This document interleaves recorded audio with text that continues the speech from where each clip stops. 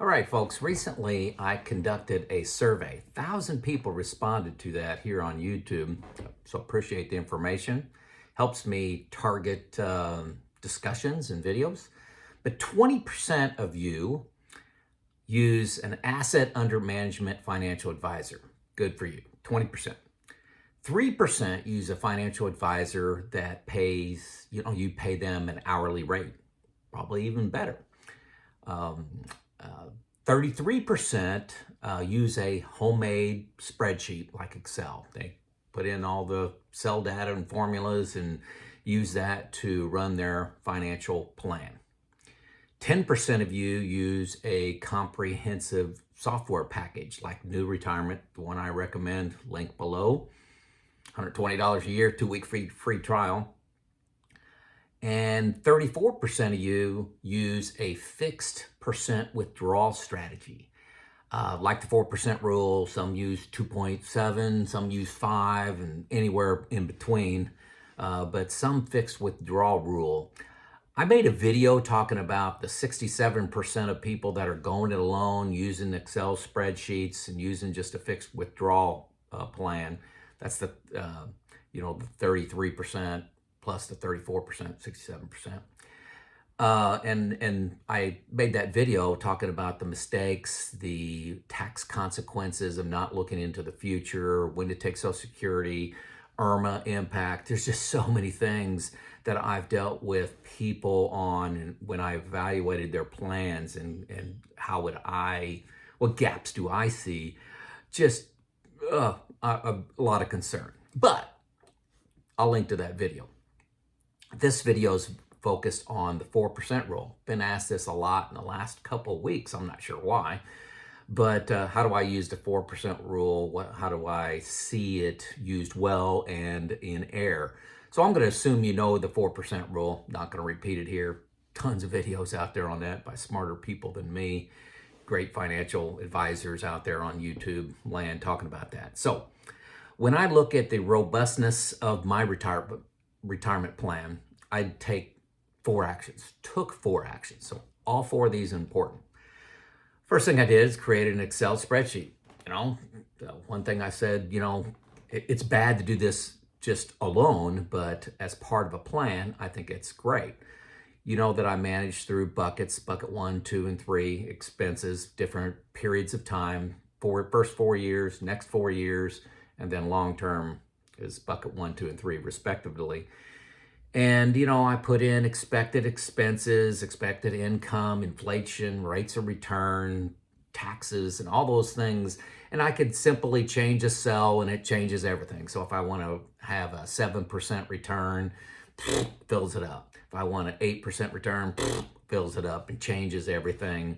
Change inflation rate. Very simple, very easy to see as I age all the different asset balances and cost. I really like using it. It gives me a great sense of understanding how the money is being spent. You can manage one-time expenses. I always put those in my bucket 1. What expenses do I see in the next 4 years for things like Roth conversions, for like car or a wedding. So the pros, you can see the plan. You can see changes in account balances, impacts of changes of return, spending, inflation, all those things. But gaps, number 1, it's typically, when I see these, they're fixed rate of returns. You put in 7%. For the next 30 years, you see 7%. Inflation, you put in 3%. Next 30 years, 3%. It's not varying like reality. Also, taxes can be quite complicated in this. But my biggest gaps that I see, 2 major gaps in this, is 1, you're going alone and you don't see the gaps, you don't see the opportunity. Just like if you wrote an essay, a 100-word essay, there's going to be mistakes in that essay that you don't see, even though you've read it 5 times. That's why you have somebody proofread a document that is going to be published. The second big error I see is people making cell errors. You have a formula that's wrong, that uses a wrong, you copy and paste wrong. So I love this tool, an Excel spreadsheet, but they're going it alone and sellers makes that not a standalone good action. So the second thing that I did is I interviewed 5 financial advisors. These people love to see you. They love to talk to you. They've got to earn your business. Um, Unfortunately, most of them were focused on investments. Here's how I would invest your money. Um, but they did look at my expenses and income inside of a package and said, "Hey, you're okay to retire at your current spending, what you're planning on spending." Unfortunately, I didn't really see a significant difference between any of these 5. I just kept going, thinking somebody was going to give me some gold information, and it was kind of a lot of the same stuff. I discovered, honestly, and I think this is true for most of you listening here, you're in the top 2, 3, 5% of knowledgeable people. If you're out there on YouTube and you're reading and you're studying and you're comparing people, you could go this alone. um, but going it alone, like I said earlier, you can have mistakes. You need to compensate for that. So the pros of using financial advisors is they're detailed, they're professional, they're experienced. They're good people. The con, they're expensive, especially when you go assets under management.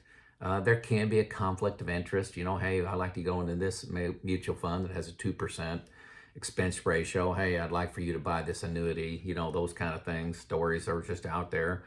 And it's tempting. I hate this too, it's tempting just to hand over your money and let them manage it instead of you knowing where your money's going. And nobody's going to treat your money better than you, okay? So that's the second thing I recommend and did, is interviewed 5 financial advisors. I wouldn't go to just one. The third thing I did is, I found a comprehensive software package. This is, has a lot of advantages to it. It's inexpensive. It's comprehensive. It looks at things like when to take Social Security, what are your taxes going to be 15 years from now, 20 years from now, which it's easy to overlook that, but it could be very costly. Highlights opportunities and mistakes. They validate their formulas, so you're not going to make formula errors.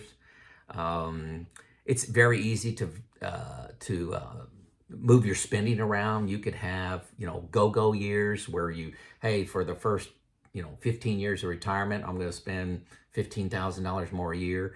And then that's going to, drop down to maybe, $5,000 a year after that. You can easy to put one-time expenses in there. Okay.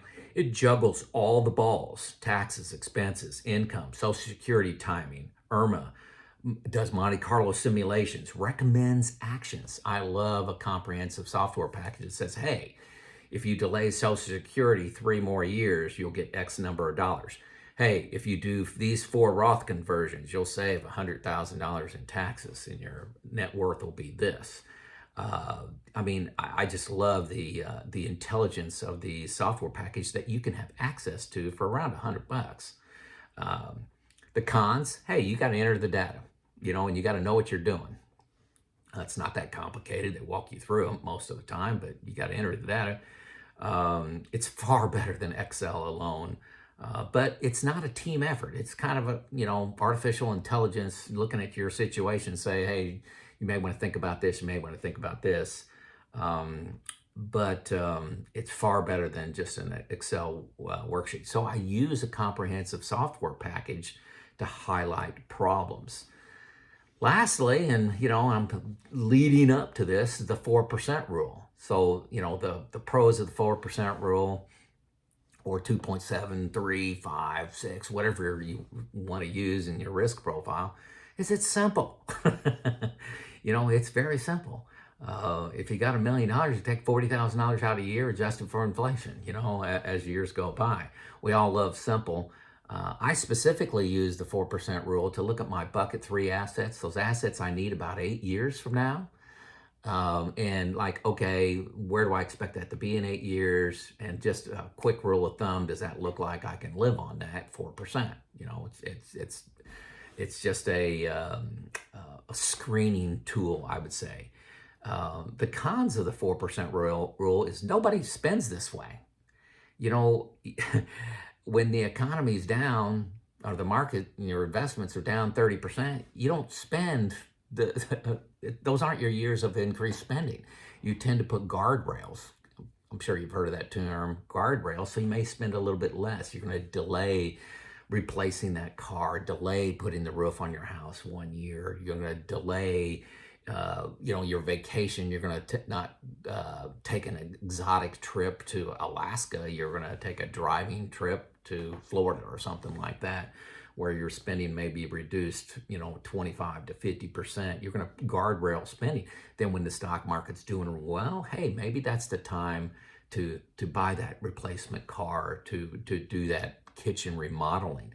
Guardrail spending makes a massive difference in how long your money is going to last. So nobody really spends a flat rate. So it's a false sense of security, I think, that's the way you need to look at it. And also spending will drop off as you age. You're going through these go-go years, these slow-go years, and these no-go years. All the data says your spending will drop off. My parents are in their 80s and they don't spend near what they did in their 60s. And expecting your costs to go up, it doesn't match reality. How many years you're going to be healthy? How many years you're going to want to go to Alaska? You're going to want to go to Alaska when you're 90? Probably not. So that 4% rule just misses all the details. That's really the big con, is the devil's in the details, the opportunities in the details around taxes, Social Security, IRMA, a person dying, should you have a long-term care plan? Should you have life insurance? All those things are in the details that the 4% rule just kind of washes it all together.